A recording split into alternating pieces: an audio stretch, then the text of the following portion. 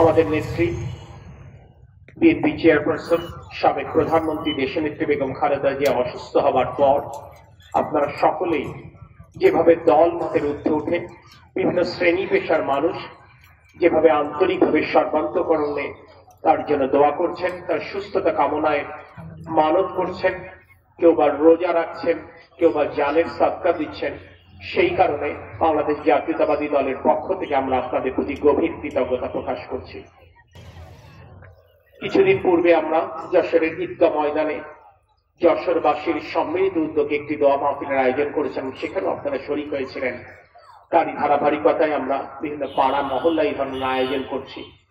আমরা সকল এতিমখানা এবং মাদ্রাসাগুলোতেও আমাদের একাধারে কোরআন খতম চলছে এবং আমাদের অন্যান্য আয়োজন যেগুলো আছে বাচ্চাদের জন্য খাবারের আয়োজন, সেই আয়োজনগুলো আমরা ধারাবাহিকভাবে করছি।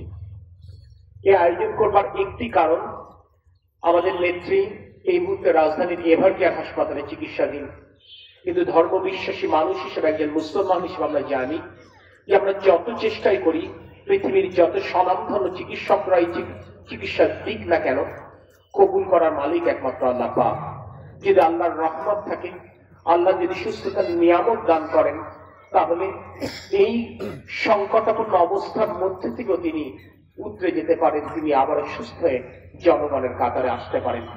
এই বিশ্বাস তীব্রভাবে আমি হৃদয়ে ধারণ করি এই কারণে, কারণ এর থেকে অন্তত সংকটপূর্ণ অবস্থায় আরো তিনবার দেশনেত্রী বেগম খালেদা জিয়া ছিলেন কোভিড-19 সময়। সমগ্র দেশবাসীর দোয়ার বরকতে আল্লাহ পাক তাকে কিন্তু সুস্থভাবে তার পরিবারের কাছে, দেশবাসীর কাছে ফিরিয়ে এনেছেন। আজকে সমগ্র দেশ তার জন্য প্রার্থনারত, আজকে সমস্ত দেশ তার জন্য ক্রন্দনরত। আপনারা দেখেছেন অন্তর্বর্তীকালীন সরকার প্রধান, আজকে 3 বাহিনী প্রধান, আজকে সরকারের সমস্ত অংশ আজকে তার জন্য দোয়া করছেন। এমনটি আমরা বাংলাদেশে সচরাচর দেখি না।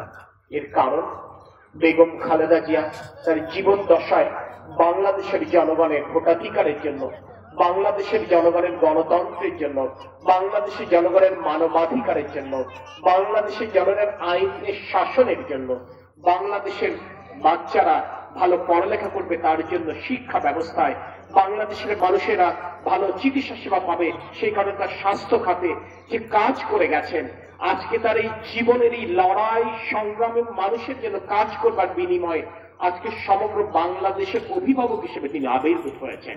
তিনি আজকে শুধু বিএনপির নেত্রী নন, তিনি সারা বাংলাদেশের ঐক্যের প্রতীক, তিনি বাংলাদেশের অভিভাবক। আর সেই জায়গা থেকে সমগ্র দেশবাসী তার জন্য প্রার্থনা করছেন। আমি তীব্রভাবে বিশ্বাস করি, বাংলাদেশের মানুষ যেভাবে সর্বান্তকরণে প্রার্থনা করছেন, ইনশাল্লাহ আল্লাহ পাক এবারও আমাদের নেত্রী বেগম খালেদা জিকে সুস্থ করে জনগণের কাছে ফিরিয়ে নেবেন। কারণ আজ থেকে কিছুদিন পূর্বেও যেটি আমরা কেউ কল্পনা করতে পারিনি, আজকে বেগম খালেদা জিয়ার শারীরিক অবস্থা কিছুটা স্থিতিশীল বলেই তার মেডিকেল বোর্ডের সদস্যরা তাকে বিদেশে স্থানান্তরের জন্য তারা পরিকল্পনা করেছেন। আপনারা নিশ্চয়ই জানেন, আজকে রাত 12টা থেকে আগামীকাল ভোরের মধ্যে যে কোনো একটি সময় তাকে এয়ার অ্যাম্বুলেন্সে করে দেশের বাইরে নিয়ে যাবার চেষ্টা হচ্ছে। বেগম খালেদা জিয়া অসুস্থ হবার পর শুধু বাংলাদেশের সকল শ্রেণী পেশার মানুষ তার জন্য প্রার্থনা করছেন না, তার জন্য উদ্যোগ গ্রহণ করছেন না। আজকে মার্কিন যুক্তরাষ্ট্র বলেন, আজকে ভারত বলেন, আজকে চায়না বলেন, সৌদি আরব বলেন, কাতার বলেন, পাকিস্তান বলেন, রাশিয়া বলেন, সমস্ত দেশ কিভাবে বেগম খালেদা জিয়াকে সুস্থ করবার জন্য তাদের তরফ থেকে কি করা যেতে পারে সেটি জানবার চেষ্টা করছেন। তাই আমি বিশ্বাস করি, সারা পৃথিবীর মানুষ যখন তার জন্য দোয়া করছেন, পবিত্র মক্কা মদিনায় যখন তার জন্য দোয়া হচ্ছে, তখন ইনশাল্লাহ আপনাদের দোয়ার বরকতে আল্লাহ পাক এবার নিশ্চয়ই বেগম খালেদা জিয়া, বাংলাদেশের ঐক্যের প্রতীক বেগম খালেদা জিয়াকে আবার নিশ্চয়ই সুস্থ করে আমাদের মাঝে ফেরত দেবেন।